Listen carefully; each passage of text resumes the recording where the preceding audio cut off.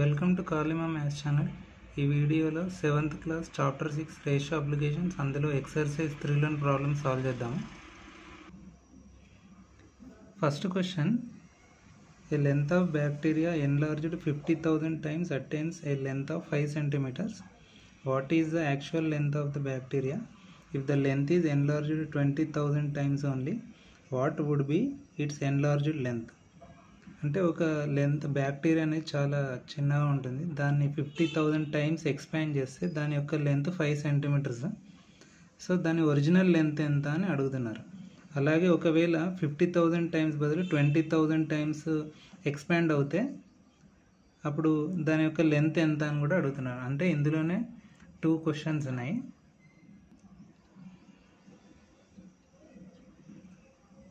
So ఇక్కడ లేదా the length of the అంటే actual length of the bacteria వచ్చేసి మనం సపోజ్ ఎల్ అనుకుందాము.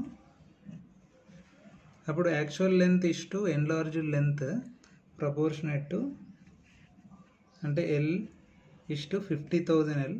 అంటే యాక్చువల్ లెంత్ ఎల్ అనుకుంటే ఎన్లార్జ్డ్ లెంత్ అంటే అది 50,000 times ఎక్స్పాండ్ అయింది కాబట్టి 50,000 into ఎల్ రాస్తున్నా. This is proportionate to in terms of length. ఇప్పుడు తీసుకుంటే సపోజ్ ఎక్స్ సెంటీమీటర్స్ అనుకుంటే ఇక్కడ 5 centimeters, X is to 5 centimeters లాగా తీసుకున్నాం. అంటే 50,000 times బ్యాక్టీరియా ఎన్లార్జ్ అయినప్పుడు దాని యొక్క లెంత్ వచ్చేసి 5 centimeters. దాని ఒరిజినల్ లెంత్ ఎల్ అనుకుంటే అప్పుడు దాని యొక్క లెంత్ ఇన్ సెంటీమీటర్స్ ఎన్ని ఉంటుంది అనేదాన్ని ఎక్స్ అనుకుంటున్నాం మనం. సో ఇక్కడ మనకు రేషియోస్లో ప్రీవియస్ ఎక్సర్సైజ్లు మీరు ఆల్రెడీ చూసారు. ఇక్కడ ఎలా క్యాలిక్యులేట్ అంటే product of extremes is equals to product of means. So దాని ప్రకారం మనం తీసుకుంటే 5 into L is equals to 50,000 L into X. So ఇక్కడ మనకు కావాల్సింది ఏంటంటే ఎక్స్. ఇంకొకటి ఏంటంటే ఇక్కడ లెంత్ ఎల్ అనేవి క్యాన్సిల్ అవుతాయి. సో ఇక్కడ 50,000 ఇంటూ ఎక్స్ ఉంది కాబట్టి 50,000 మనం లెఫ్ట్ హ్యాండ్ సైడ్ ట్రాన్స్పోర్ట్ చేస్తే అది డివైడ్ అవుతుంది. సో నేను ఫస్ట్ ఎక్స్ రాస్తే x equal to 5 divided by 50,000. So 5తో మనం దాన్ని డివైడ్ చేస్తే 5 1 జా 5, 5 1 జా 5, తర్వాత ఈ 4 zeros యాజ్ ఇట్ ఈజ్ తీసుకుంటున్నాం. సో కింద 1 0 ఉంటే మనకు ఫ్రాక్షన్ పాయింట్, తర్వాత సపోజ్ 1 0 ఉంటే ఫ్రాక్షన్ పాయింట్ పెడదాము. ఒకవేళ 2 zeros ఉంటే అంటే 1/10 అనుకోండి, 0.1 లా రాస్తాం. 1/100 అయితే 0.01, 1/1000 అయితే 0.001, 1/10,000 అయితే 0.0001. సో ఈ విధంగా తీసుకుంటే అయితే ఇక్కడ 0.0001 centimeters. So this is the actual length of the bacteria. Therefore actual length of bacteria equal to 0.001 centimeters. So ఇందులోనే బీ బిట్ కూడా అడిగారు. ఒకవేళ లెంత్ అనేది 50,000 బదులు ఒకవేళ 20,000 అయితే, సో ఇదే కాన్సెప్ట్ ఇక్కడ మనం యూజ్ చేయాలి. సో ఇదే ప్రొసీజర్లో నేను రాస్తే ఇప్పుడు L is to 20,000 L proportionate to అయితే ఇక్కడ మనం already actual length of bacteria calculate చేస్తాం కాబట్టి దాన్ని నేను సబ్స్టిట్యూట్ చేసాను. అంటే ఎల్ డివైడెడ్ బై 0.001 centimeters. ఇక్కడ అన్నోన్ వాల్యూని మనం సపోజ్ వై అనుకుందాము, ఇస్ టు వై. సో ఇక్కడ కూడా product of extremes equal to product of means. So ఈ కాన్సెప్ట్ అప్లై చేస్తే L into Y equal to 20,000 L into 0.001. Okay. So మనకి ఇక్కడ ఎల్ అండ్ క్యాన్సిల్ అవుతాయి. సో మనకు కావాల్సింది అంటే వై. So Y equal to 20,000 into 0.0001. So that is 2 centimeters వస్తుంది. So therefore enlarged length of the bacteria వచ్చేసి 2 centimeters. Coming to second question, observe the following tables and find if x is directly proportional. ఒకవేళ x is directly proportional to y అయితే ఆ value ఎంతో కనుక్కోమంటున్నారు. అలాగే ఈ entire table అదే relation ఉంటుందా లేదా అంటే x డైరెక్ట్లీ ప్రపోర్షనల్ ఉందా అనేది కూడా చెక్ చేయమంటున్నారు. సో మనం ర్యాండమ్ చెక్ చేద్దాము. ఫస్ట్ మీరు అబ్జర్వ్ చేసి ఇక్కడ x/y = 20/40 తీసుకుంటున్నాను. x / y = 20/40. ఇక్కడ 0 0 క్యాన్సిల్ అవుతుంది. 2/4 అంటే 2 1 2 2/4. సో x/5 మనకు వచ్చేసి ఇక్కడ 1/2 వచ్చింది. సపోజ్ అదే నేను ర్యాండమ్గా 4th కాలం తీసుకుంటున్నాను. సో 4th కాలంలో మనకు 11 and 22 ఉంది. ఇక్కడ కూడా వీటి రేషియో కూడా మనకు ఈక్వల్ రావాలి. So x/y x / y or x/y = 11/22 or 11:22 లా తీసుకుంటున్నాను. సో ఈ విధంగా కూడా రాసుకోవచ్చు. x/y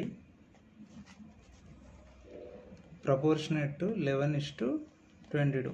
సో ఎలా తీసుకున్నా ఒకటే.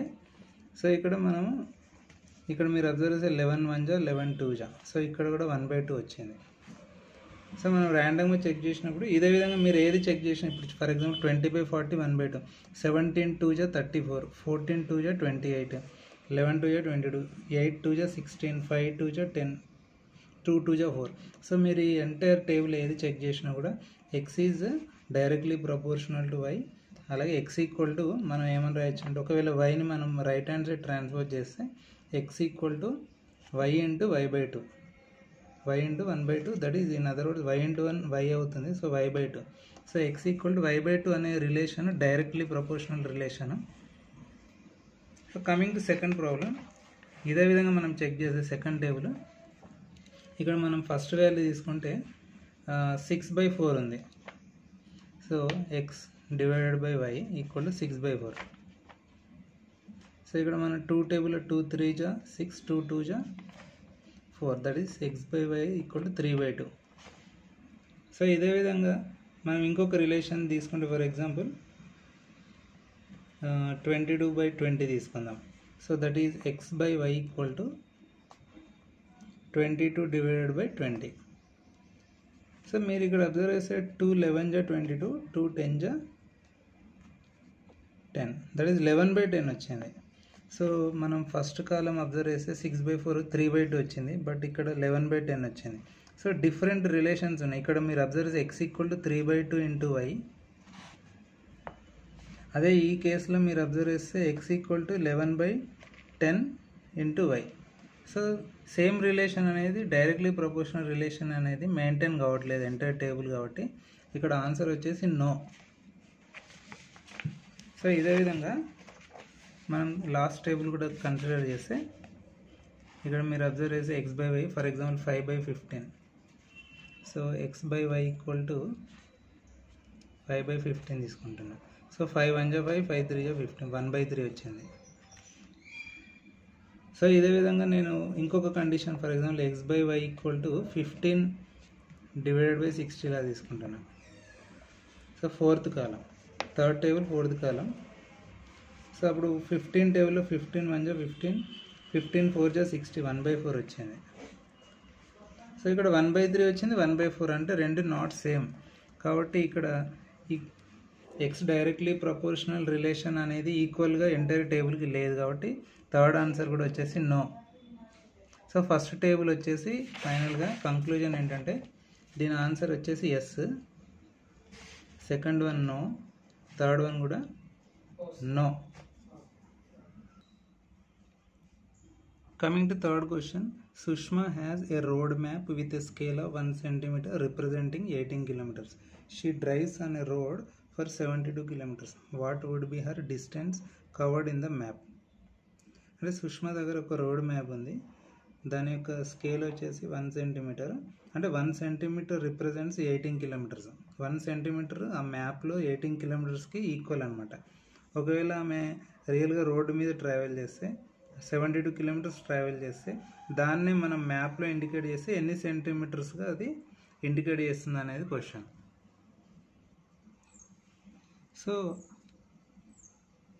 Let distance covered by Sushma in the map, suppose మనం డి అనుకుంటాం. సో 1 సెంటీమీటర్కి 18 కిలోమీటర్స్ అయినప్పుడు 72 కిలోమీటర్స్కి దట్ ఈస్ డి ఎన్ని సెంటీమీటర్స్ అని మీనింగ్. సో దీన్నే మనము ప్రపోర్షనేట్ రేషియోని ప్రపోర్షనేట్గా ఇండికేట్ చేసి 1:d ఈజ్ ఈక్వల్స్ టు 18:72. ఇక్కడ ఈక్వల్ బదులు ప్రపోర్షనేట్ సింబల్ కూడా పెట్టుకోవచ్చు, మీ ఇష్టం. సో ఇక్కడ కూడా అంటే 1:18 1/18 ఈక్వల్ టు d/72 అనమాట. సో దాన్ని మనం ప్రపోర్షనేట్గా ఈ విధంగా ఇండికేట్ చేయొచ్చు. 1:d proportionate or equal to 18:72. So ఇక్కడ కూడా మనము ప్రొడక్ట్ ఆఫ్ ఎక్స్ట్రీమ్స్ అంటే బోత్ ఎండ్స్ని మనం మల్టిప్లై చేయాలి. అలాగే product of means. So left hand side ఉన్నాయి, లెఫ్ట్ హ్యాండ్ ఇక్కడ రైట్ హ్యాండ్, ఇక్కడ లెఫ్ట్ హ్యాండ్ ఉన్నాయి కూడా మల్టిప్లై చేయాలి. సో దట్ ఈజ్ మల్టిప్లై చేస్తే 1:1:72 is equals to d × 18. So ఇక్కడ మనకు కావాల్సిన d కాబట్టి 18ని మనం లెఫ్ట్ హ్యాండ్ సైడ్ ట్రాన్స్ఫర్ చేయాలి.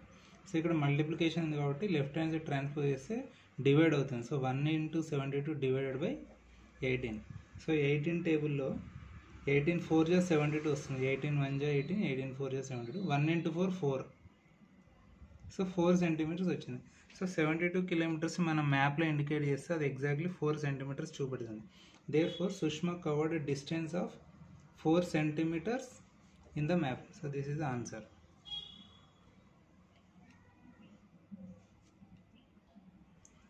సో ఇందులో last question, on a grid paper draw 5 squares of different sizes, write the following information in tabular form. So ఒక paper పైన మనకు నచ్చినటువంటి లెంత్ ఉన్న స్క్వేర్స్ డ్రా చేయాలి. సో ఇక్కడ 5 squares ఇచ్చారు, వాటి లెంత్స్ డ్రా చేసి అలాగే పెరిమీటర్ అండ్ ఏరియా క్యాలిక్యులేట్ చేసి ఇక్కడ టేబుల్ ఫిల్ చేయాలి. ఆ తర్వాత ఇక్కడ ఇచ్చిన ఆన్సర్స్ రాయాలి. ఫర్ ఎగ్జాంపుల్ ఇక్కడ నేను let the lengths of the squares 1 2 3 4 5 centimetres చొప్పున తీసుకున్నాను. Length L1 1 centimetre. సో ఇక్కడ మీరు ఫస్ట్ స్క్వేర్ తీసుకుంటే దాని యొక్క length 1 centimetre. So 4 sides 1 centimetre ఉంటుంది. అలాగే సెకండ్ స్క్వేర్ L2 లెంత్ అనుకుంటున్నాను 2 సెంటీమీటర్స్.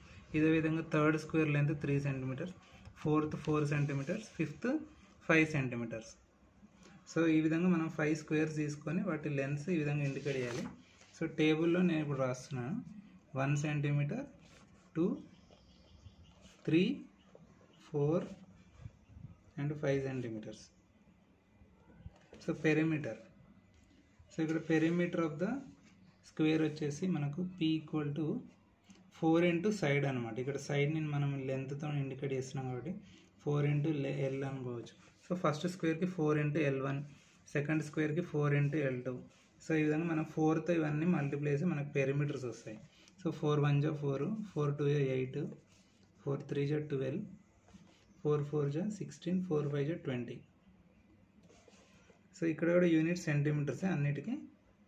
నెక్స్ట్ వచ్చేసి area.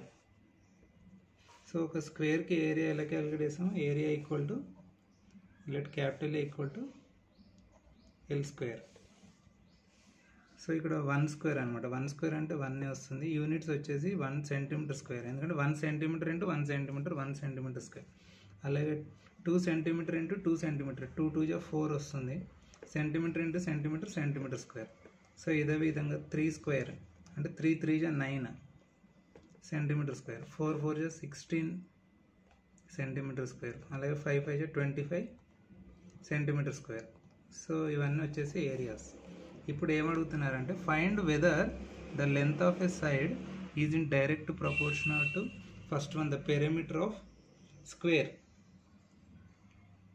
So directly proportional to length అనేది స్క్వేర్ పెరిమీటర్కి ఉందా లేదా అని అడుగుతున్నారు. సో ఫర్ ఎగ్జాంపుల్ నేను ఫస్ట్ కాలంలో ఉన్న ఈ వాల్యూ తీసుకుంటున్నా, లెంత్ వర్సెస్ పెరిమీటర్ తీసుకుంటే. సో దీన్ని ప్రపోర్షనేట్ టు సమ్ అదర్ వాల్యూతో మనం ఒకవేళ తీసుకుంటే అంటే రెండు ఈక్వల్గా వస్తున్నాయా లేదా మనం చెక్ చేయాలి.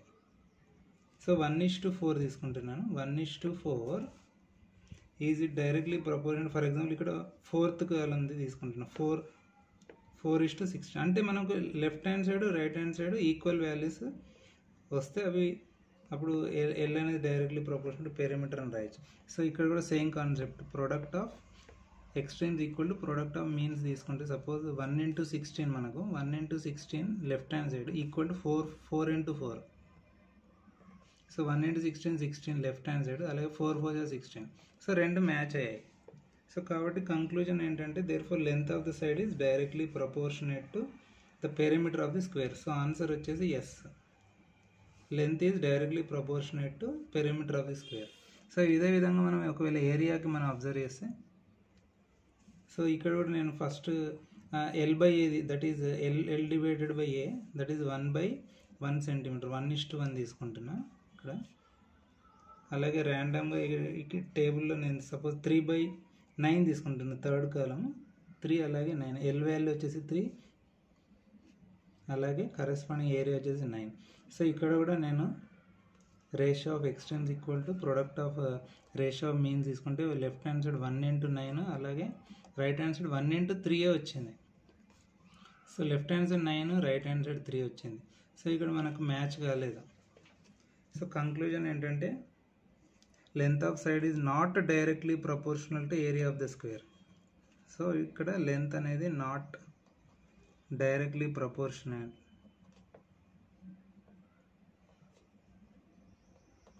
టు ద ఏరియా, బట్ ఇక్కడ వచ్చేసి length is directly proportionate to